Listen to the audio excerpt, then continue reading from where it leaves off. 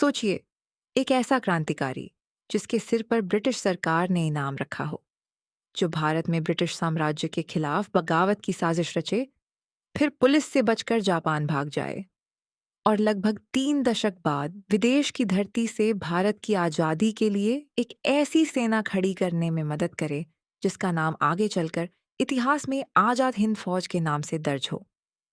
और सबसे दिलचस्प बात, जब इस सेना की कमान सुभाष चंद्र बोस को सौंपी गई, तब उस फैसले के पीछे भी यही व्यक्ति था।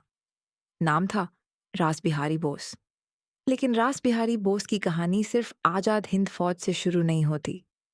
उनकी कहानी शुरू होती है ब्रिटिश भारत में एक ऐसे दौर से जब कुछ युवा ये मान चुके थे कि अंग्रेजों को सिर्फ निवेदन करके भारत से बाहर नहीं निकाला जा सकता। 1912 दिल्ली की एक साजिश।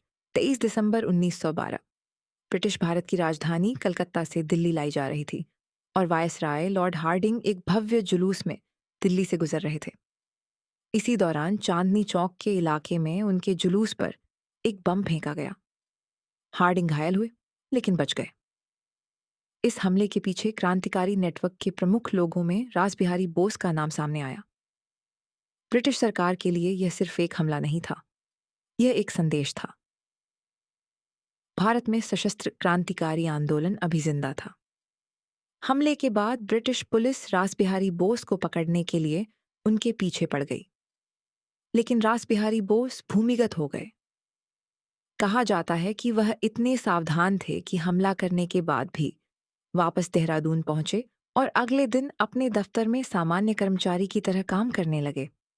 लेकिन उनका अगला लक्ष्य इससे भी बड़ा था। 1915 गदर की योजना, पहला विश्व युद्ध शुरू हो चुका था। ब्रिटेन युद्ध में उलझा हुआ था। इसी समय विदेशों में रह रहे भारतीय क्रांतिकारियों ने सोचा, अगर भारतीय सैनिकों को अंग्रेजों के खिलाफ खड़ा कर दिया जाए तो शायद भारत में एक बड़ा विद्रोह शुरू किया जा सकता है। यहीं रास बिहारी बोस का संपर्क गदर आंदोलन के क्रांतिकारियों से हुआ।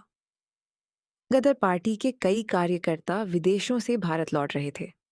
उनका उद्देश्य था ब्रिटिश भारतीय सेना में विद्रोह भड़काना। रास बिहारी बोस इस योजना के महत्वपूर्ण संगठकों में शामिल हुए, लेकिन ब्रिटिश खुफिया तंत्र को इसकी भनक लग गई। कई क्रांतिकारी गिरफ्तार कर लिए गए। विद्रोह की योजना असफल हो गई और अब रास बिहारी बोस के लिए भारत में रहना लगभग असंभव था। उन्हें पता था, अगर पकड़े गए तो शायद फांसी निश्चित है। इसलिए उन्होंने एक ऐसा फैसला लिया जिसने आगे चलकर भारत के स्वतंत्रता संग्राम की दिशा बदल दी। जापान की ओर पलायन। 1915 में रास बिहारी बोस भारत से निकलकर जापान पहुंच गए। लेकिन जापान उनके लिए सिर्फ छिपने की जगह नहीं था। उन्होंने वहीं से भारत की आज़ादी के लिए अंतर्राष्ट्रीय समर्थन जुटाने की कोशिश शुरू की। उन्होंने जापानी समाज और राजनीतिक हलकों में भारतीय स्वतंत्रता के पक्ष में समर्थन बनाने का काम किया। उन्होंने जापानी भाषा सीखी, जापानी समाज में अपनी जगह बनाई और धीरे धीरे वहां के राष्ट्रवादी समूहों से संबंध स्थापित किए। यानी जिस व्यक्ति को ब्रिटिश सरकार भारत में खोज रही थी, वही व्यक्ति अब जापान में बैठकर भारत की आज़ादी के लिए एक नया नेटवर्क तैयार कर रहा था। लेकिन उनकी कहानी का सबसे बड़ा अध्याय अभी बाकी था। 1942 आज़ादी की लड़ाई। विदेशों में दूसरा विश्व युद्ध शुरू हो चुका था। जापान ने दक्षिण पूर्व एशिया के कई हिस्सों पर कब्जा कर लिया था। इन क्षेत्रों में बड़ी संख्या में भारतीय लोग रहते थे और हजारों भारतीय सैनिक जापान के युद्धबंदी बन चुके थे। रास बिहारी बोस ने इस परिस्थिति में एक बड़ा अवसर देखा। अगर इन भारतीयों को संगठित किया जाए, अगर भारतीय युद्धबंदियों को एक सेना में शामिल किया जाए और अगर विदेशों में रहने वाले भारतीय आर्थिक और राजनीतिक समर्थन दें, तो ब्रिटिश साम्राज्य के खिलाफ भारत के बाहर से भी एक मोर्चा बनाया जा सकता था। इसी सोच से इंडियन इंडिपेंडेंस लीग को संगठित करने की दिशा में काम हुआ। मार्च 1942 में टोक्यो में सम्मेलन हुआ और बाद में बैंकॉक सम्मेलन में आंदोलन को और संगठित किया गया। इसी वातावरण में भारतीय युद्धबंदियों से एक सैन्य संगठन तैयार हुआ, इंडियन नेशनल आर्मी INA, जिसे हम आज आज़ाद हिंद फौज के नाम से जानते हैं। लेकिन यहाँ एक बात समझना जरूरी है। INA का प्रारंभिक सैन्य गठन केवल रास बिहारी बोस के अकेले प्रयास का परिणाम नहीं था। मोहन सिंह और अन्य लोगों की भी महत्वपूर्ण भूमिका थी। रास बिहारी बोस की सबसे बड़ी भूमिका थी इस सैन्य प्रयास को एक व्यापक राजनीतिक संगठन इंडियन इंडिपेंडेंस लीग के साथ जोड़ना और उसके लिए नेतृत्व व समर्थन तैयार करना।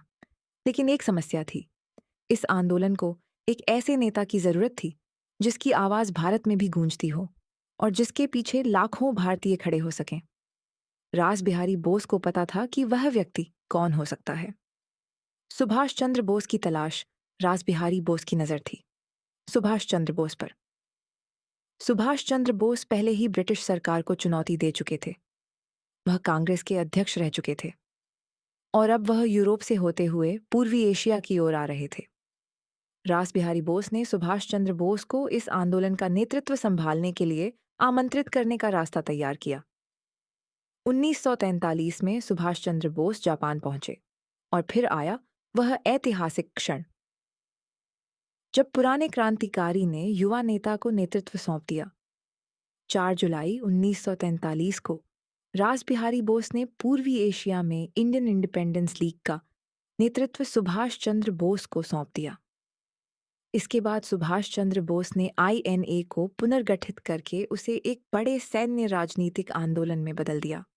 यानी रास बिहारी बोस ने सिर्फ नेतृत्व छोड़ा नहीं था, उन्होंने अपनी वर्षों की मेहनत से तैयार किया हुआ मंच एक ऐसे व्यक्ति को सौंपा जिसे वह मानते थे कि वह इस लड़ाई को आगे ले जा सकता है।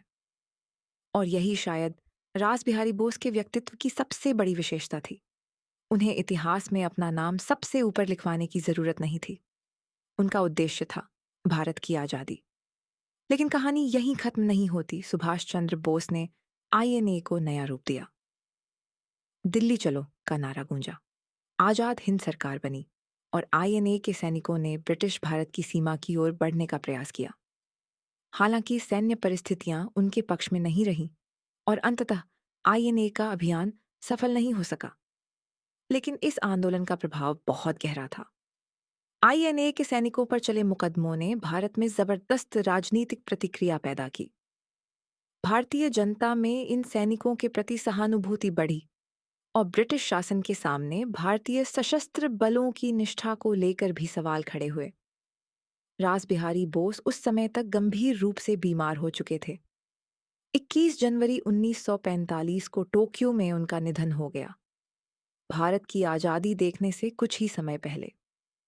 रास बिहारी बोस को याद क्यों करना चाहिए? क्योंकि भारत का स्वतंत्रता संग्राम सिर्फ एक व्यक्ति की कहानी नहीं था। यह अलग अलग विचारों, आंदोलनों और क्रांतिकारियों की लंबी यात्रा थी। गांधी ने जन आंदोलन को नई दिशा दी। भगत सिंह और उनके साथियों ने युवाओं में क्रांतिकारी चेतना जगाई और रास बिहारी बोस जैसे लोगों ने भारत की आजादी के लिए अंतर्राष्ट्रीय स्तर पर एक सशस्त्र और राजनीतिक नेटवर्क खड़ा करने की कोशिश की। उन्होंने भारत से बाहर रहकर भी भारत को नहीं छोड़ा। 1912 में दिल्ली की क्रांतिकारी साजिश से लेकर 1915 के गदर आंदोलन तक, फिर जापान में वर्षों के निर्वासन से लेकर इंडियन इंडिपेंडेंस लीग और INA की नींव तक, रास बिहारी बोस लगभग 3 दशकों तक भारत की आजादी की लड़ाई से जुड़े रहे। और जब उन्हें लगा कि इस आंदोलन को उनसे भी अधिक प्रभावशाली नेतृत्व की जरूरत है, उन्होंने रास्ता सुभाष चंद्र बोस के लिए खोल दिया। शायद इसलिए रास बिहारी बोस की कहानी हमें एक बात सिखाती है।